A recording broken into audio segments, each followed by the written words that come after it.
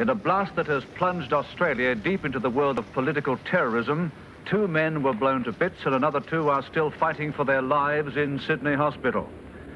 I found a male person lying across the stairs with... It is now more than 16 years since 3 people died and 10 were injured in Australia's most notorious bombing incident, the bomb blast outside the Prime Minister's conference at the Sydney Hilton Hotel in 1978.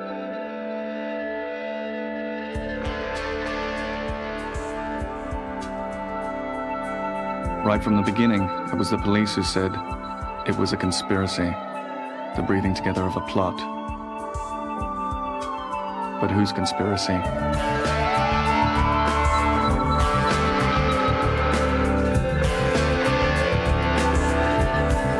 can recall taking a step off the corner of Pitt Street and Bathurst Street. Just a thought passed through my mind that there may have been a bomb at the Hilton Hotel. It seems strange now all these years later, but that's exactly what happened at that point. We then moved on down to the Hilton Hotel and we were detailed to stand at the front of the George Street entrance in front of the escalators. I'd actually caught a taxi from Lane Cove and the taxi deposited me in just outside the Hilton and there was quite a bit of activity there. I'd been up to the powers that be upstairs to arrange for a coffee break or a meal break for some of the men, and I was allocating the times that they could go. I'd come downstairs and I was speaking to Constable Burmistrew, who turned around to face me while I was speaking to him. It's going to be a hot one. It was summertime. We were in summer uniform. There were people walking past, many of whom had obviously come from the pop concert, I believe, that radio station 2SM had at the Opera House earlier that day. And they were still coming through town. There were people coming and going from the hotel. And it was quite a normal atmosphere. There was nothing abnormal about it.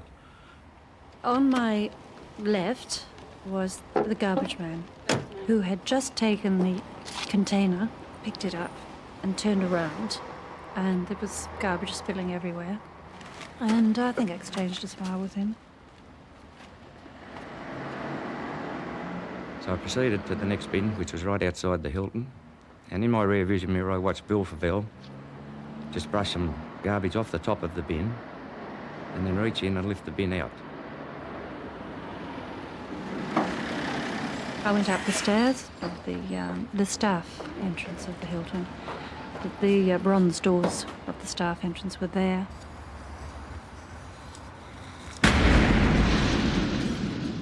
There was the brief thought, was that the door? But then I knew that it couldn't have made such a loud bang, so I knew it was a bomb straight away.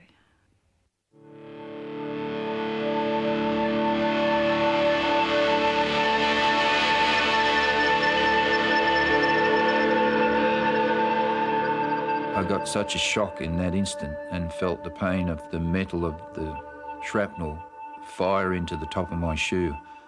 And I felt like a steel bolt had nailed my foot to the pavement. And I looked down and saw that the shrapnel was embedded in my foot and that the leather was all torn and ripped, and my foot was bleeding. And I felt the pain in the right side of my stomach. And I thought that something might have hit me, and I was hoping that it bounced off and didn't go in. I started to get a pain like I'd been punched in the stomach, and a wind pain. Anyway, I can recall Sergeant Horton's face cringe at the same time in pain, and I saw part of somebody's, I think, scalp and hair go past me. There was a huge mess around me, and it appeared to be sort of like a cloud hanging over the area.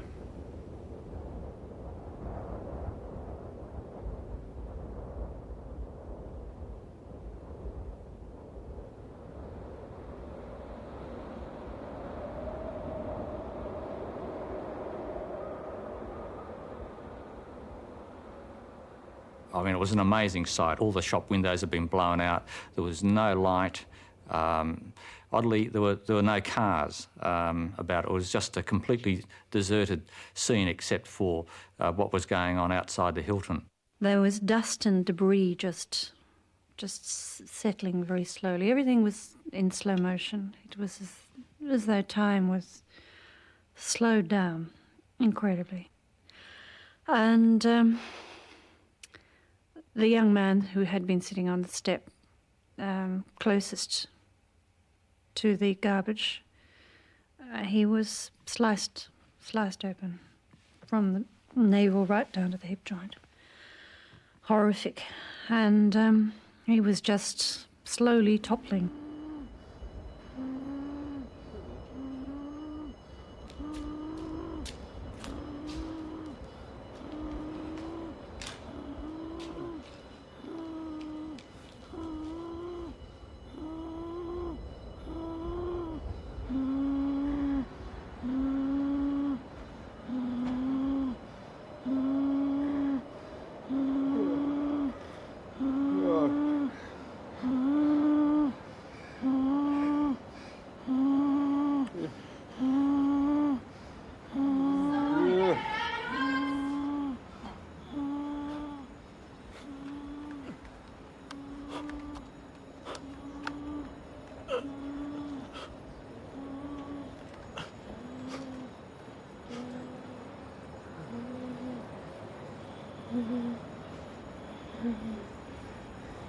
Will somebody get an ambulance?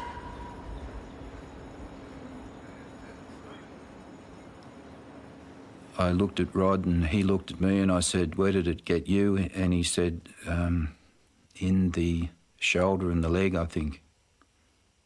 And I said, "We better get out onto the road and get some help."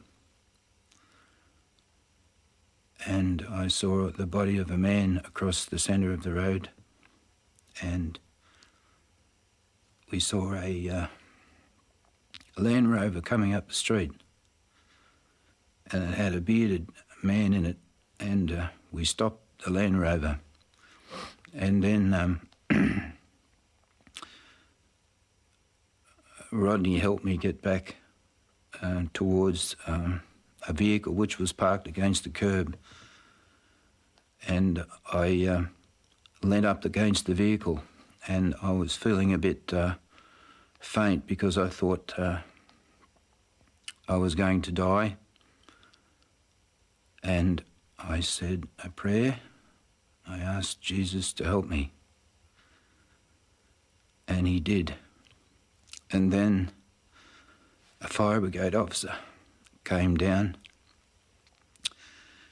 I remember his brass hat and all his regalia, and I said to him, "Can you get an ambulance?" And he took a look at Rod and I, and he said, "There's people worse off than you."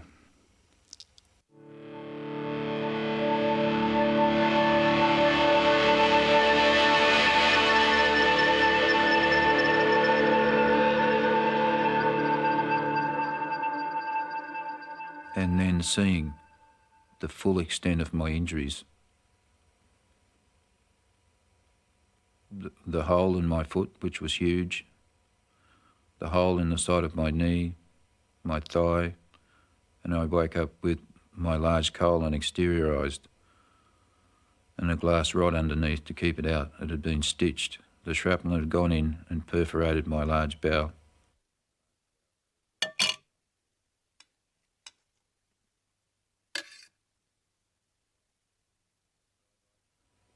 I tried to put sentences together, but I couldn't put a sentence together properly.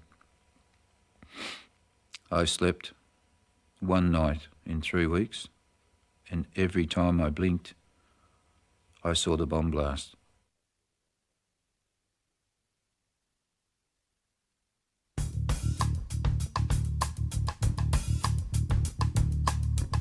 The shockwaves from the bombing were still being felt a decade later, when a set of questions was put on notice in the Australian Parliament.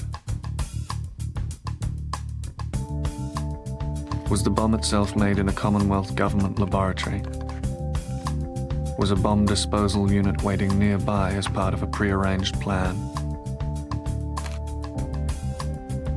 Were Army sniffer dogs deliberately called off?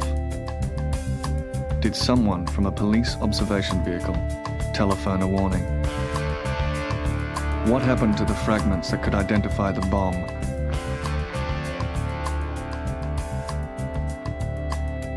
And why was a rubbish bin left unchecked and unguarded in a high-security area?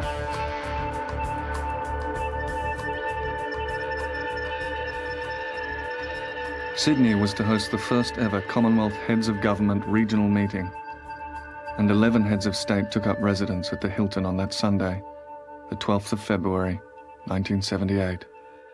The cordon in George Street was really nothing more than a police presence that would have only been able to stop someone who was very obviously trying to carry something unpleasant into the hotel. They certainly didn't have any power to stop and search people. They didn't have any power to prevent people from entering the hotel or the shopping arcade. They were really just there as a presence. At the time, the threat to Australia of bombings by terrorist groups around the world was very low. And the usual precautions were in place where the Security Intelligence Organisation had looked at what the threats were and passed the information on to police. And the police and the Defence Force between them had designed a protective security arrangement for the visiting dignitaries. So in terms of the threat available at the time, it seemed that all the bases were covered. The day after the bombing, nearly 2,000 troops were called out to protect the visiting heads of state as they left Sydney on a scheduled retreat to the country. Well, it was trying to close the gate after the horse had bolted. That was the way it looked, with soldiers lining the railway line down to Bowral. It just looked like total overkill. In fact, the call out of the troops after the Hilton bombing, in the few hours immediately after the Hilton bombing, was the first time that we've ever had since Federation a call out of troops in a peacetime civilian setting in that way. And that was a major constitutional and political development.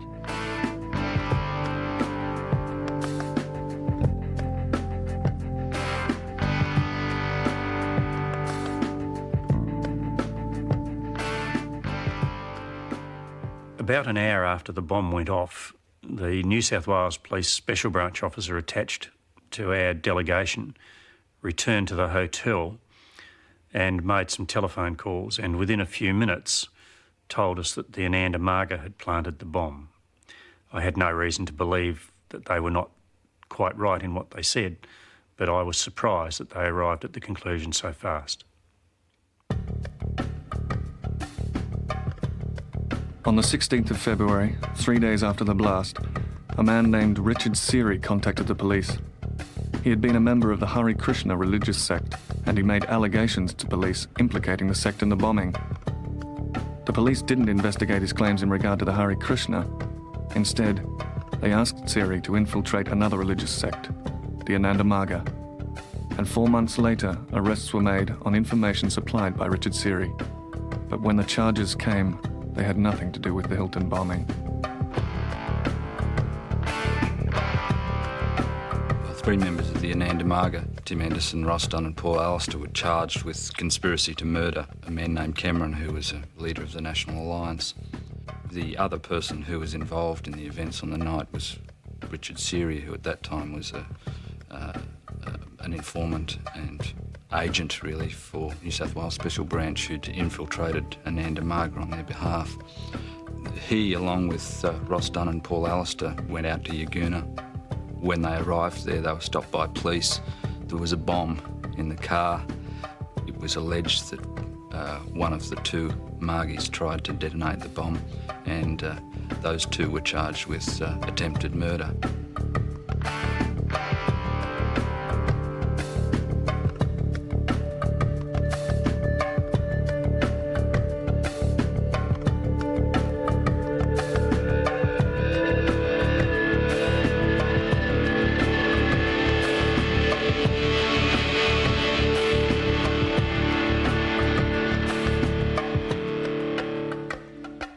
But Richard Seary did make a startling Hilton allegation.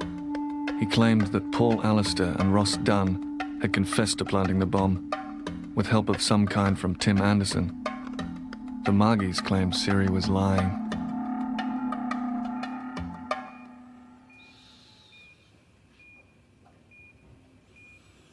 I could see people, I could hear people, I could feel the pain. I couldn't move and I couldn't speak. But people came to see me. Sorry to see you like this, Terry. It's an awful bloody business, all right. You'll pull through, mate, no worries. I don't know if... Some of the fellas at number one have been saying that a warning call came in 10 minutes before. Seems a bit strange to me. But shit. If they had 10 minutes warning. But as time went on and I started to progress in health, people came and approached me, and I was very confused because there was public media information being let out that the Unanimously was responsible for the bombing, and yet other people were giving me information which was totally in the opposite direction. They weren't responsible. 3 Unanimously members were in jail on conspiracy charges, and Richard Seary, the paid agent of the New South Wales Special Branch, had made his allegations about the Hilton, but no further charges had been laid.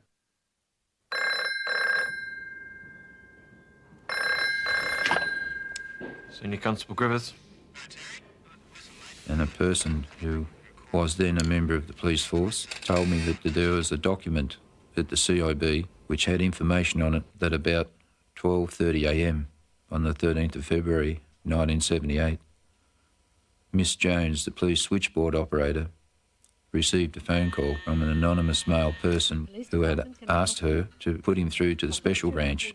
And this was 12:30, 10 minutes before the bomb went off at 12:40. In May 1981, I received a phone call from Sergeant Horton. He had been asked to go to the CIB to either re-sign or correct his statement that he had made in the hospital.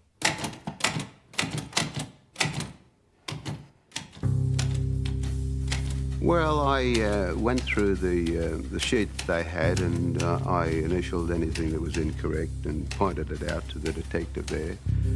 And I spoke to one of the detectives and said to him that there had been a story that there had been a call received something like 12:30 on the date of the bombing by someone at the CIB.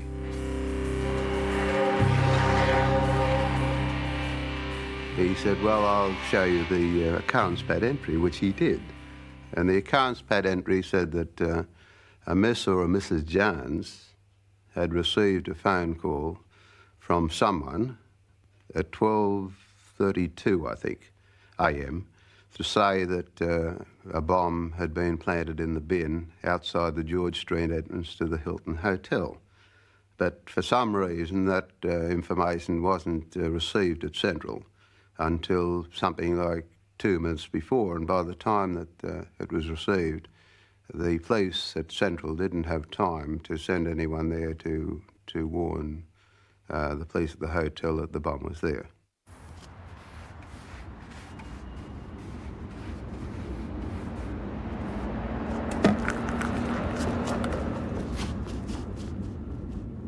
Australia's most notorious terrorist attack, the Sydney Hilton bombing, has come under the spotlight again at a new inquiry. About 30 members of the Ananda-Marga religious sect demonstrated outside Glebe Coroner's Court today in support of 3 Ananda-Marga members. The first full day of the inquest into the Hilton bombing was on Friday, the 13th of August, 1982. It was exactly 4 years and 6 months after the event.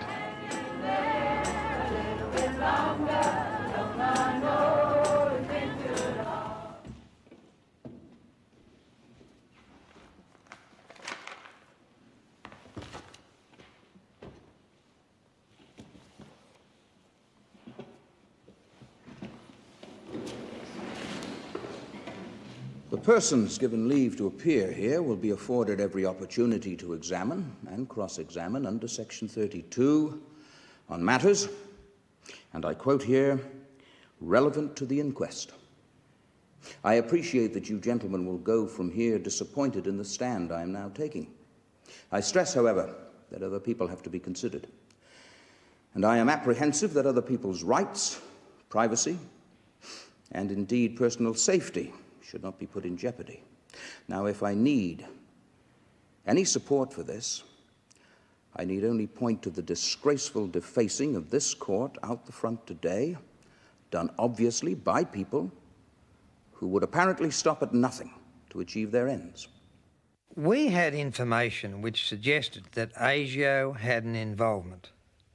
We also had information which suggested that Special Branch had an involvement. We were very anxious to explore this. The other thing was there were persisting rumours that there had been interference with the investigation. We wanted to explore these aspects. I take it your worship wants to... No. The question is the manner and cause of death of these people. Now, if you give me something that's relevant to that, that's fine. But when a bomb goes off on the footpath of George Street, what's going on up in the first floor of the Hilton Hotel, I think, has absolutely no relevance whatsoever. And I rule that way. It may be true that there was no Army involvement. It may be true that there was no ASIO involvement. It may be true there was no Special Branch involvement. But the Army and the government, both state and federal, could have called witnesses and could have produced information which would have put that issue beyond reasonable doubt, and they steadfastly refused to call it, and they steadfastly refused to allow us to look at documents which would have shown the rumours were untrue. And when they adopted that attitude, it heightened the suspicion and confirmed, in my client at least, a firm and irrevocable belief that they were involved. They showed me at the coroner's court accounts pad entries purporting to be the same accounts pad entries that I had seen previously at the Remington building. And there was no mention of a Miss or a Mrs. Jones whatsoever having received a call at 12:32.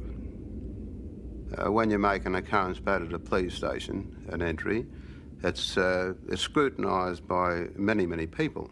But these papers that I saw, these accounts pad entries, were fresh as though they just come out of the mill. Certainly in no way connected at all with what I had read at the Remington building a couple of years previously. In all, 4 different police occurrence pad entries for the day of the bombing were tendered in evidence at the inquest, but the version John Horton had seen at the CIB was never produced. Your Worship, I'm concerned about how many more there are of these documents relating to when the phone call was first received. We've gone from none to 1, 2, 3, and now the fourth one. There may be no more, but it worries me, Your Worship, that as the days go by, we find more and more of these documents. I submit, Your Worship, that the reporting of this telephone message and what the police did immediately upon receiving it, whether it was 12:30 or 12:40, is very relevant to this inquiry. No, that's been well covered in evidence. Well covered. Might I join my friend's application, Your Worship? In my submission, neither Your Worship or Mr. Court, nor for that matter Mr. Graham, are facing up to the real thrust of the attack which is made on this inquiry. The thrust is that the truth is not being told, and great momentum is given to the thrust of that attack by the fact... Truth about what, Mr. Hall? About what took place in relation to this explosion. Well, that's what I thought we've been trying to do for the last week and a half. We've been through it with painstaking... Would Your Worship permit me to address you? You make such outlandish statements. You know, I don't think I can possibly sit here and allow you to make them without making some comment. The coroner clashed angrily with two barristers at the Hilton Hotel bomb inquest at Glebe Court today. Norman Walsh SM accused the two of boring everybody and ordered one of them to sit down. It was then Queen's Counsel G. Barry Hall stood and said, "Let the evidence flow."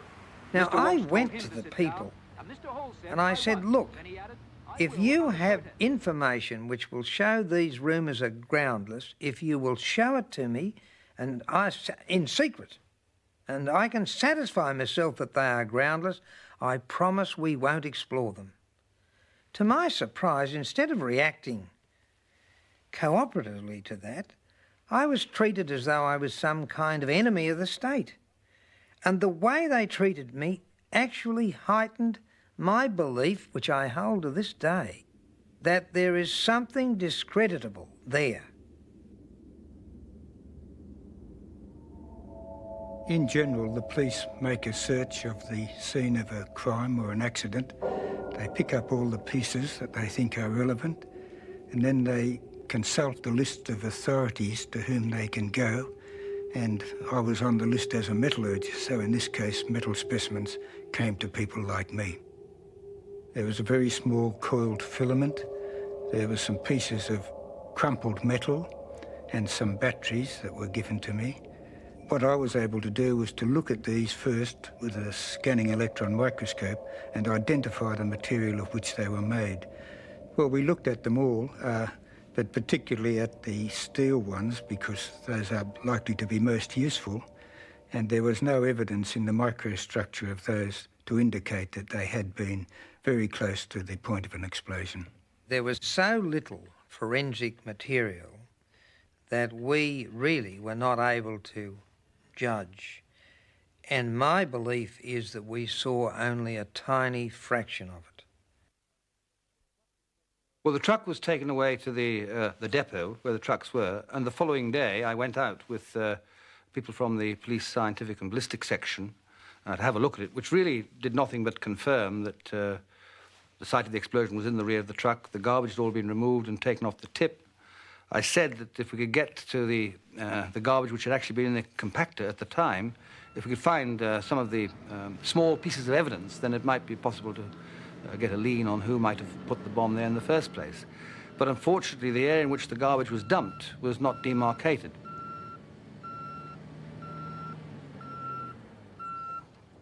My understanding is that, in fact, very little was retrieved that was going to be of use in identifying the bomb. And that made me have some fairly serious doubts about the likelihood of it being planted by the Anandamaga or by any non-sophisticated terrorist group, because bombs nearly always leave quite large amounts of physical evidence. It's just so unlikely that a simple bomb would not have left a lot of forensic evidence behind.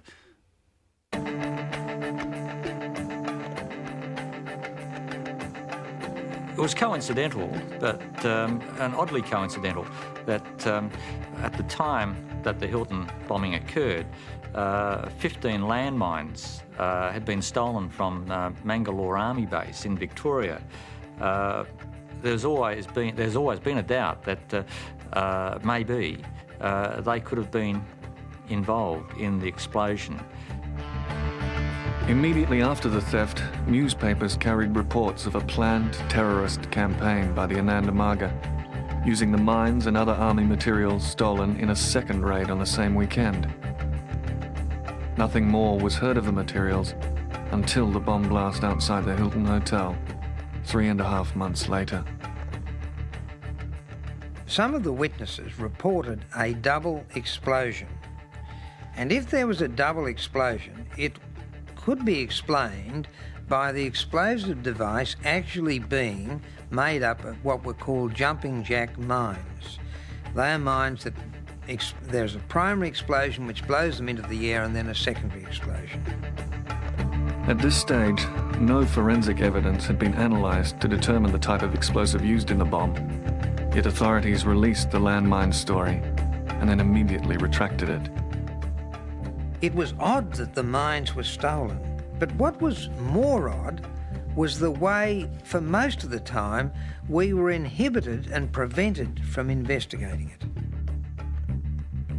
We were surprised, and our suspicion was greatly aroused by the reluctance of the government to call, or permit to be called, the army people who were concerned with the bomb and the bomb disposal squad, which we believed was not only at Victoria Barracks, but actually awake when the bomb went off. Now, you see, we had information that the government somehow was involved, that ASIO was involved, the special branch was involved. There were suggestions that ASIO wanted this bomb to be discovered to, in a sense, justify its existence. Now, if it were the fact that when the bomb went off, the people in the bomb squad were actually awake, it would be so extraordinary as to really cast great doubt on any claim that the government and ASIO were not involved. Oh, I think it really is ridiculous. I saw all that federal agencies had to do about it. One was my own organisation, small as though it had been kept very small. And second, ASIO, as I mentioned earlier, had nothing to do with the organisation of the conference or with the practical measures for the security of the people, except for the sweep I mentioned that they made of the rooms before the conference. I think it's just very unlikely. Security services, by and large, don't go in for bombing. They're not usually very competent at it. They're not trained as bomb technicians or as bomb scene examiners. Their job is to analyse information and tell the people who are operational, the police forces and so on, what they can expect, what they may have to encounter, what they may have to deal with. So they're not really an operational sort of organisation, and I've never come across any who got themselves involved in bombing. I'm not sure who else was involved in this conspiracy to do whatever it was the conspiracy. I suspect that the biggest conspiracy was for those who wanted to make a conspiracy.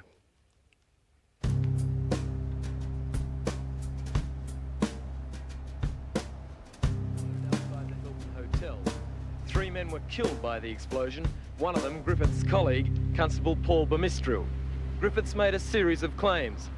The first was that police had been warned of the explosion but failed to inform the officers on duty at the Hilton.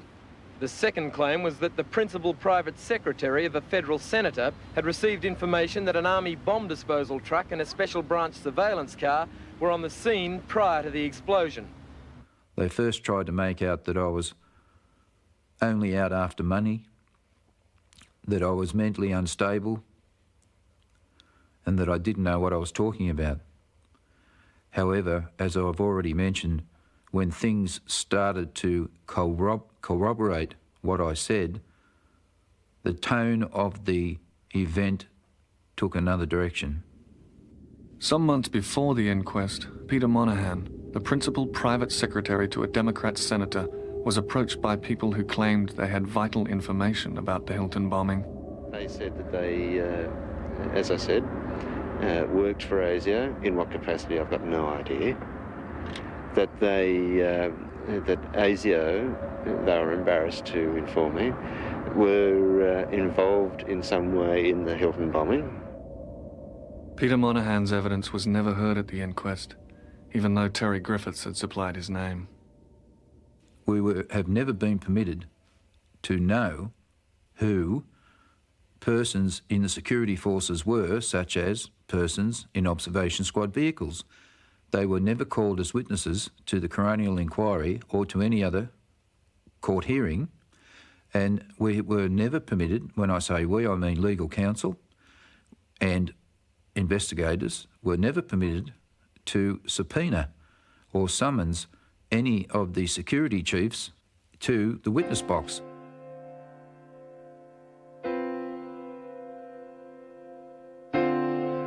There is no doubt that Richard Seary was introduced as a witness to the inquest in the full knowledge that his evidence would lead to its termination. I said, do you know what this stuff can do? And he said, I've seen what... This is done, is it? Yes, Dunn said, I've seen what 12 sticks can do. And I said, well, I'm not exactly sure of my words at that stage, but I asked, what do you mean? And he said, the Hilton. Later on, I asked again. I said, did you people do the Hilton? Initially, they didn't tell me, but I kept pushing the question. And finally, it was Alistair who said, yes, myself, Vishwamitra, Govinda, and a friend that fixed it. This man, Seary, had been called. He was one of the most, if not the most, unimpressive witness I'd ever seen. His evidence had been destroyed. Now, if those appearing for the Ananda Marga had been allowed to go on as they intended and finish their case as normally happens, I believe that the Crown case would have been destroyed. And the problem with that is, once it was destroyed, there had to be more inquiry because there was no answer to the inquiry. It would be my submission at this stage of the evidence that your worship could and indeed should find that there is a prima facie case that Ross Anthony Dunn and Paul Sean Alistair did, on or about the 13th of February 1978 at Sydney in the state of New South Wales, murder Paul Burmistrew, Alec Raymond Carter and William Arthur Favell. I do propose to adopt the course that Mr. Court has suggested, and I do find there is a prima facie case for the charge that he has outlined, and I terminate the inquest. Your Worship, now wait a minute. This man has in his possession evidence that can prove this Richard Seary is a liar. Sit down. Are you telling me? Are you telling me that... Please sit down. Please sit down. We had to fight to You're get not into doing this yourself inquest. any good. Please sit down. We had to fight to get into this Look, inquest, if you Your don't sit Worship, down, I will and have you since we've taken been out of the allowed room. The inquest has now been terminated. Bring in a lie detector. Please sit down. I want to speak. Please sit down. Something that hasn't been stated in this court before. Take the prisoner out, would you please, Sergeant? Oh, bring in a lie detector. Madam, you can leave the room. I'm willing to straight do a away, lie please. detector test on this thing. It's serious. Please leave the room.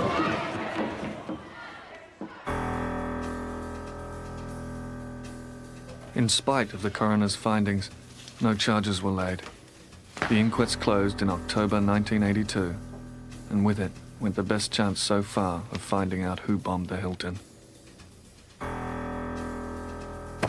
3 years later, in 1985, the New South Wales government finally acknowledged that the 3 Ananda Marga men in jail on the Yagoona conspiracy charges should be released. Justice Wood found in his lengthy report that a doubt existed as to their guilt. The men were pardoned and compensated for 7 years in jail. In 1988, I made a submission to the New South Wales Police Association seeking their help. They voted at an executive meeting to assist me. What I wanted was members of the association to go in deputation to the then Police Commissioner, Mr. Avery, and ask him to re-investigate the Hilton bombing I heard nothing until about the 30th of May, 1989. I believe that was the day of Timothy Anderson's arrest. Charged with 3 counts of murder and with placing an explosive. Having been pardoned, having been compensated, and then after 11 years, have them go through it again, just absolutely incredible. I can't believe it. I was quite surprised and I was shocked. None of what I had mentioned had implicated Timothy Anderson. When Tim Anderson was arrested in 1989, I found the whole incident totally bizarre because it occurred just a few days after 2 police officers had come to interview me about the situation concerning Peter Monaghan and his allegations about the involvement of ASIO in the Hilton bombing. It did appear that at last, after 7 years, the police were finally taking seriously this whole issue of the security forces. And I was hopeful that something might come of it. But, I mean, it was very odd. Less than a week later, as I recall, there they were, back on the old track after the Anandamaga, arresting Tim Anderson. Evan Pederick has told the police and the courts he is the Hilton bomber. Pederick claims he made the bomb on the orders of former Margie Tim Anderson, now accused of triple murder. Pederick's given a detailed confession of how he started off saying he used 52 sticks of dynamite. Well, then it was pointed out to him by the police that this wouldn't even fit in the garbage bin. He then said he'd tried to detonate the bomb at a time when Maraji Desai, the Indian Prime Minister, was not actually at the hotel. But today, lawyers for Tim Anderson produced a videotape which they claim showed no sign of Pederick opposite the Hilton on the crucial day. The tape shows the arrival of Sri Lankan President Junius Jayawardeneh. The fatal flaw in Evan Pederick's account of the events outside the Hilton is that he describes events which didn't happen, and no amount of effort has managed to salvage him as a credible witness. With the findings of the New South Wales Court of Criminal Appeal in June 1991, Tim Anderson was finally acquitted of all charges relating to the Hilton bombing. The Chief Justice found that Evan Pederick's confession was clearly unreliable. So if it wasn't the Anandamaga, who else could have placed the bomb in the bin outside the Hilton Hotel?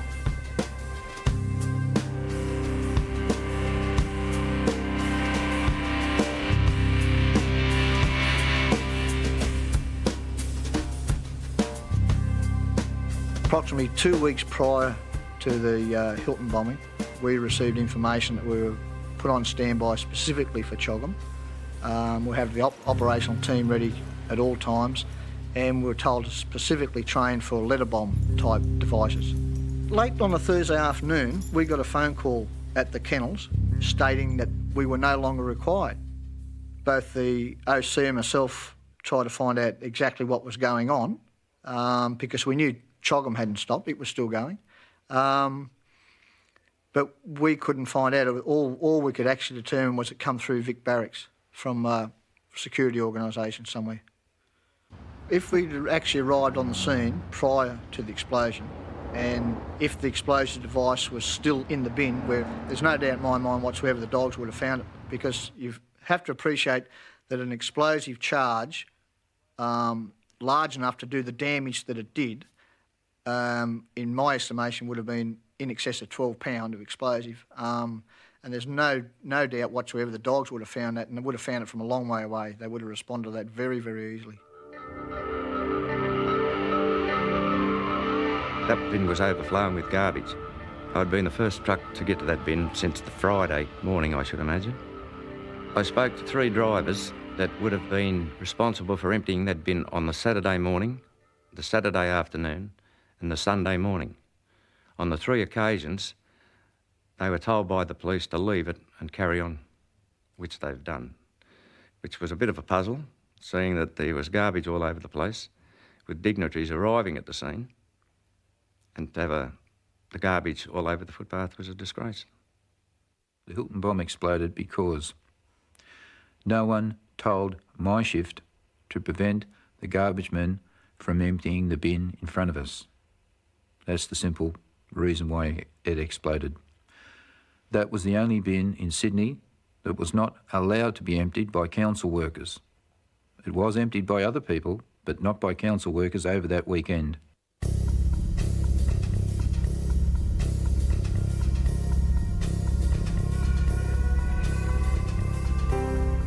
In 1980, the then New South Wales Attorney General, Frank Walker, was told that ASIO had asked the Commonwealth Scientific and Industrial Research Organisation, the CSIRO, to make the Hilton bomb.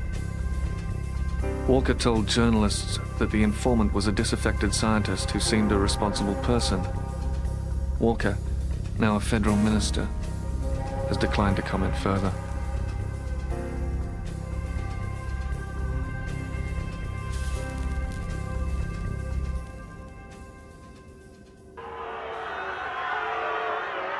In August 1976, Prime Minister Malcolm Fraser was trapped for some hours by demonstrating students at Monash University. As a result, he formed the Protective Services Coordination Centre, the PSCC, to coordinate VIP protection and counter-terrorism. Just 16 months later, the PSCC, under Alan Fleming, faced its first major test, the security operation at the Hilton Hotel. My feeling beforehand was that that was the major thing we had to be wary of, anti-terrorism, protest demonstrations or actions. I think my main thought was that we must not let them get within reach of Mr. Desai. I was thankful that the people whom we were consciously trying to protect had not been in any way harmed as a result of it, and probably as a result of the security arrangements made, but that those other people should suffer is something that sometimes keeps one awake at night, thinking of what madness there is in the world. The security forces had been under attack since the early 1970s, and the criticism reached its peak in 1978. In the National Library files, there are 10 times as many clippings on security for the month of January 1978 as there are for an average month in the last 30 years. ASIO, the internal security organisation, was being asked to justify itself, and the special branches in each state police force seemed certain to go. The bombing outside the Hilton Hotel on the 13th of February dramatically changed all of this. So you had a situation where South Australia was closing down its special branch. Neville Wran in New South Wales had announced that he would also hold an inquiry into that state special branch. And there'd been then an additional situation in New South Wales in relation to its state special branch, which concerned the release of information from its files into the public arena. And Wran had announced that he was going to hold an inquiry into that situation 2 days prior to the bombing. Now, all of those things then were turned around in the aftermath of the Hilton bombing. Certainly, within 6 months, ASIO was an immediate beneficiary of what had occurred.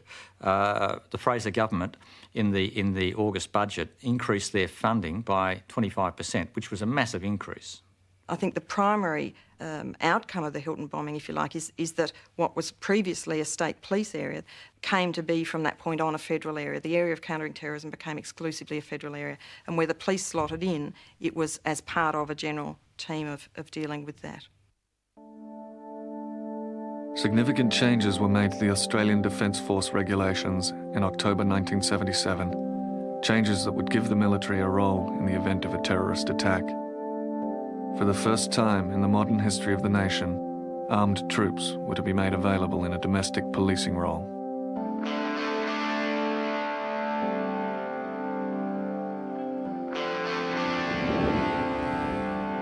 When the PSCC was established in 1976, it had several key functions from what we can gather, even though these are nowhere set out precisely. But one of those functions is to hold exercises, to coordinate key exercises, and one major one is held every year in order to deal with counter-terrorism. And a recent one in New South Wales, for example, had a scenario where terrorists planted bombs around the city and then hijacked an aircraft at the airport. This was in preparation for the potential tasks which may come in the Olympic Games in the year 2000. There have been now well-documented cases of such exercises going wrong. The ASIO exercise at the Sheraton in Melbourne would, of course, be the best-known one. But there have been other episodes where people have been accidentally taken captive during a counter-terrorist exercise, one in Balmain, over the last 3 or 4 years. And so it's not unknown for these exercises, as all human endeavours, to go wrong, to fall into error at some point. And I think we can look at some of those and recognise that will happen, and I think the speculation will remain that the Hilton may well have been one such counter-terrorist exercise, calling together all of those counter-terrorist bodies that did in fact go wrong. That's a question and a possibility that I think now is being taken seriously. The Hilton bombing is simply a history of half-truths, a litany of lies. There are so many questions left hanging in the air that could have been resolved by a joint federal-state inquiry that the need is as immediate today as it ever was. It's still not too late to tell the truth about this. And to put my remarks in context, I'm not out to get some branch of the security forces for this. I mean, I'm quite happy to argue the case for an Australian security intelligence organisation. But if one of those elements in the security forces bungled badly, and I certainly leave the door open for that conclusion, then I believe the Australian public have a right to know, and the victims of the Hilton bombing and their families have a right to know.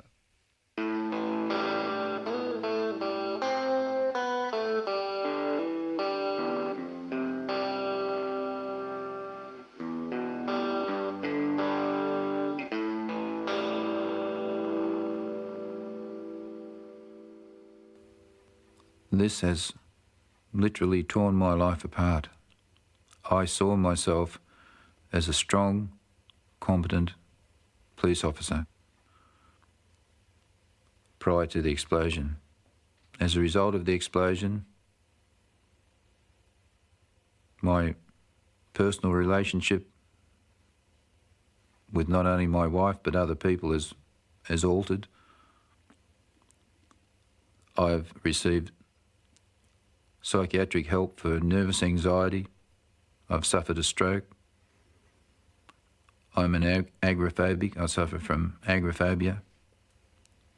I've been very depressed and lonely. I'm hoping that in the near future the matter will be resolved and I might get on with some sort of normal life. In December 1991, the call for a joint federal and state royal commission into the Hilton bombing was supported unanimously in both houses of the New South Wales Parliament. It was only the second time in the history of the state that a unanimous vote had been achieved.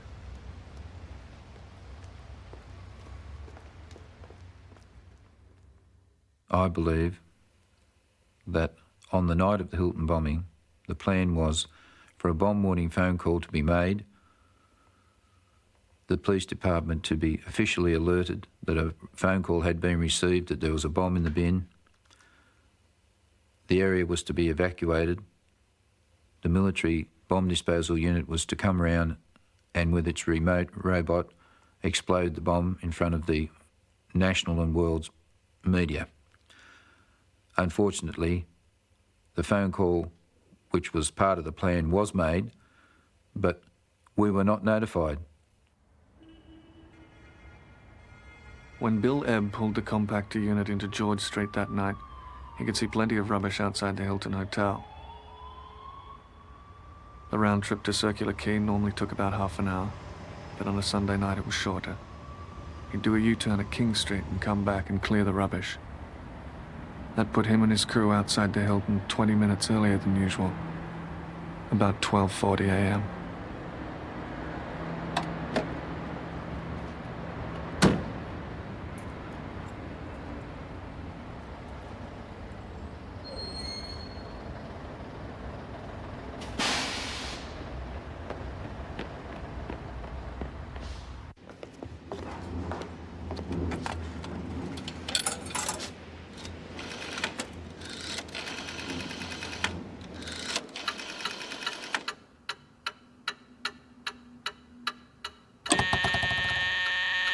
Police department, can I help you? Special branch? There won't be anyone there now. All right, putting you through. They don't seem to be there. I'll put you through to the duty officer at the CIB. Listen carefully. There is a bomb in the rubbish bin outside the Hilton Hotel in George Street.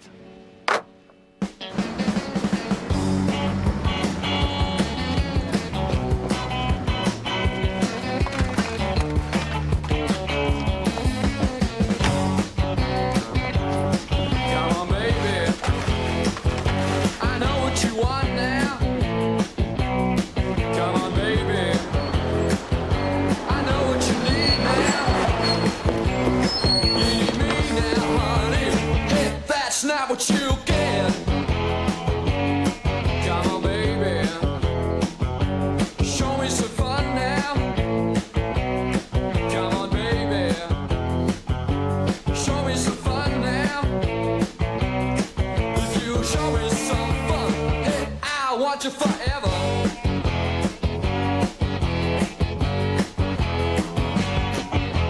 I'm gonna lift you off your feet and place you in my arms. I'm gonna look into your eyes and tell you you are fine. I will give you what you need. I will give you what you need. Here, here, well, all right now.